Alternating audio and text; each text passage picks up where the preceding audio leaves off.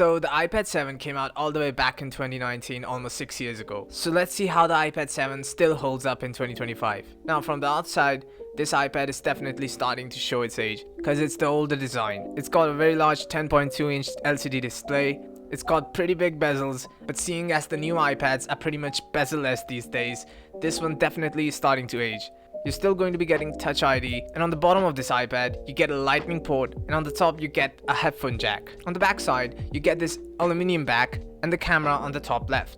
And I'll be honest, it still looks pretty good. It is missing out on some features like lower refresh rate. You're also missing out on USB Type-C. There's no multiple camera setup. You also only get Apple Pencil 1 support. Pretty sure you won't be getting Apple Intelligence on here either. Now for the camera setup, this device is giving you an 8 megapixel camera on the back and 1.2 megapixel on the front. It's 1080p, it's decent, it's okay for FaceTime. I would not recommend this for photography. In fact, I would not recommend any iPad for that. Your phone is probably better at it. You wouldn't really be taking pictures with your iPad anyways. So let's talk about software. This iPad is still supported in 2025. It's got the latest iPad OS 18, which is kind of crazy because it came out almost 6 years ago, and also it has the same chipset as something like the iPhone 7, which stopped getting support back in, I don't know, iOS 15. As far as battery life is concerned, iPads usually have excellent battery life.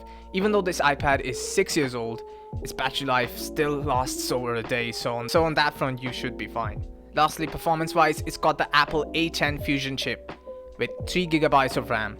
Now, it does perform decently when it comes to browsing or just watching Netflix or YouTube, but if you're planning to do any sort of gaming on it, then it might struggle. Now, overall, I would kind of still recommend this iPad. If you're someone who's never owned an iPad or who's still on some old iPad for some reason, then this iPad can be a decent upgrade to that. The only problem I have with this iPad is its future longevity.